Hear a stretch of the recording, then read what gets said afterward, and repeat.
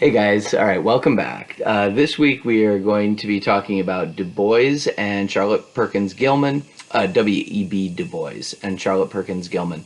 And we're talking about race and gender. And the whole context of this week is the idea that where we've been up to now has been, with the exception of Harriet Martineau, basically dealing with the thinking of white men.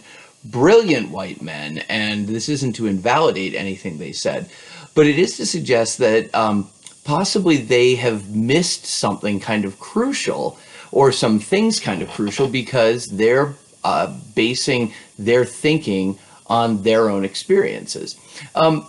So what we've had up to now has been some pretty brutal experiences. You know, Marx's talk about alienation is the experience of not being able to have a fulfilling life. That's not a pleasant situation. When we talked about Max Weber, we talked about the iron cage of rationalization, this addiction to things that are going to make our experiences more superficial and less meaningful. These aren't pleasant things that these guys are talking about. W.E.B. Du Bois comes around and he doesn't invalidate any of that. In fact, he's a huge Marxist fan. But he also says, hey, you know what else sucks? Getting lynched, having a whole bunch of white people kill you, that sucks too. That is interesting that would not have come up until now. Du Bois says, basically, we've got to think about the fact that the experiences that we've talked about up to now, completely valid experiences, are sliced from the perspective of white men. Again, nothing to invalidate them. I'm a white man and I feel like I've got things to say about society, but if it's just my perspective, I'm going to miss a bunch of experiences. I don't know what it's like to walk into a room and have people be suspicious of me. I don't know what it's like to have people discount my perspective on something because of the color of my skin. That's just not something that's going to happen to me. And when we talk about Charlotte Perkins Gilman, we'll talk about the fact that there are a whole range of experiences that half the population has that I can, use empathy to get into that perspective, but I'm never going to feel it in an intuitive way, the way a woman is. And as Du Bois is going to point out, I'm not going to feel the perspective of a racial minority in an intuitive way either. So what we've got this week is, I would suggest a set of perspectives that should be more central than they are. And the only reason they're not is because we are having this class in the early 21st century. And up until now, the field has been mostly defined by a white male perspective. Again, it's not an invalid perspective, it's a limited perspective. So what we need to think about, and the way we have up to now as a field and as a country thought about this is, okay, so let's take the perspective of marginalized people and let's consider that. And that's a good, important, worthwhile thing to do. The perspective that I'm going to hopefully try to infuse this week with is this idea. What if the white male perspective is the marginal perspective? White men in America make up 30% of the population, which means white males, I should say, white male children as well, which means it's a minority perspective that we are being told is, or that we're used to thinking of as the main normal perspective, that anything else could be valid, but it is a difference from that normal. But a white male perspective is not the normal perspective in America. The normal perspective is of a person who is not a white man.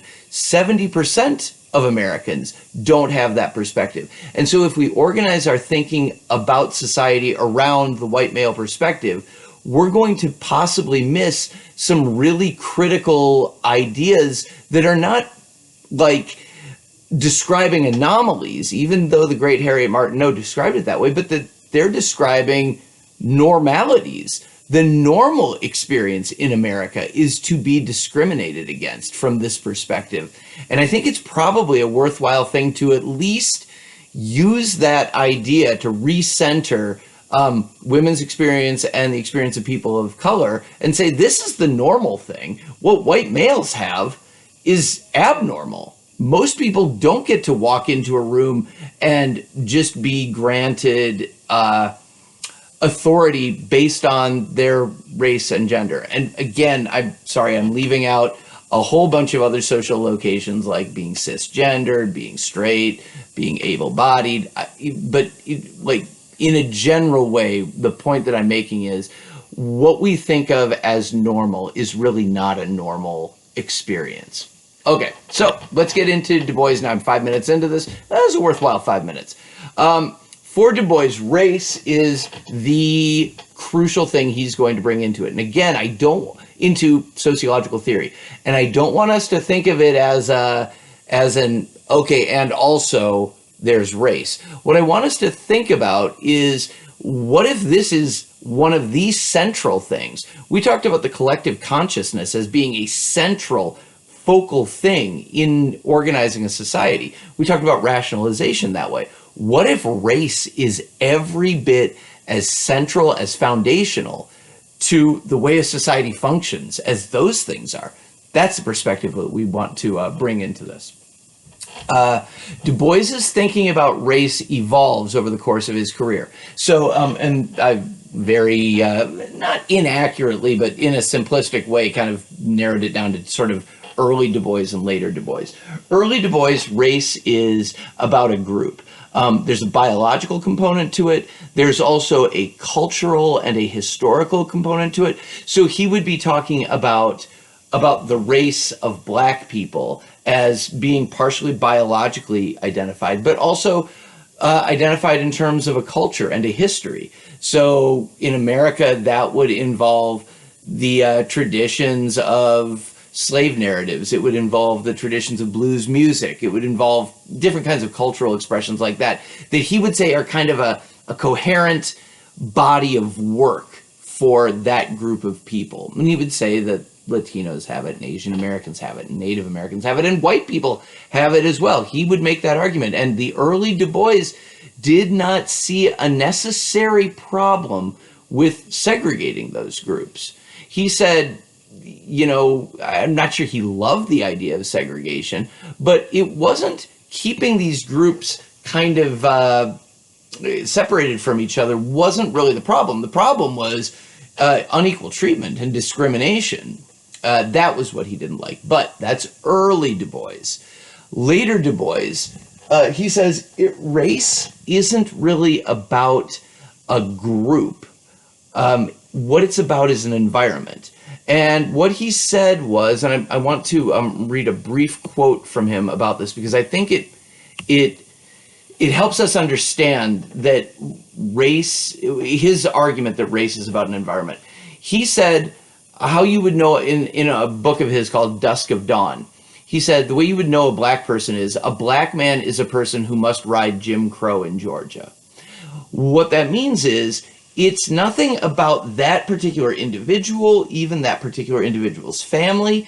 It's about how the environment around that person affects the way they experience life. He talks about racial identities as brought about by shared circumstances.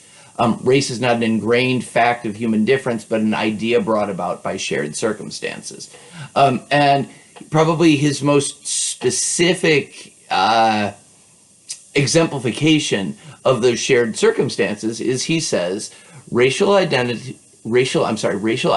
are defined by common struggles suffered under economic and political domination. So this idea of a common struggle is what, if we are going through the same sorts of economic and political struggles, then we can think of us, in some cases, as having a racial identity.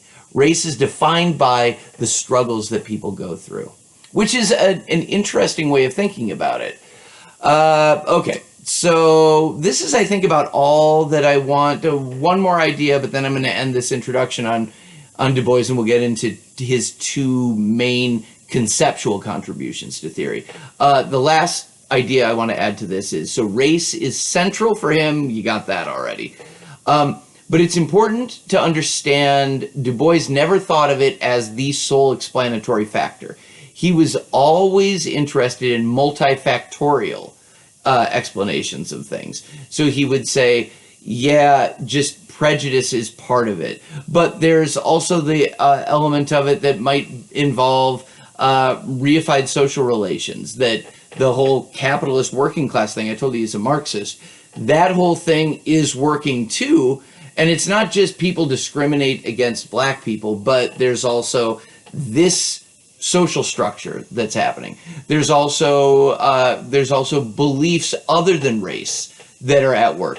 When he was trying to understand any particular social phenomenon, he always said, okay, so what is the role that race plays? But he never reduced everything to race. And I think that's an important thing to keep in mind with him. All right, 11 minutes, a little bit longer than I meant for this to go, but that's all right. In the next video, we will deal with a construct of his that I'm not sure is reducible to anything else. So this is going to be like Marx's class conflict, or like Durkheim's collective consciousness. This is going to be Du Bois's concept of the veil. So I will see you, and we'll talk about that in the next video.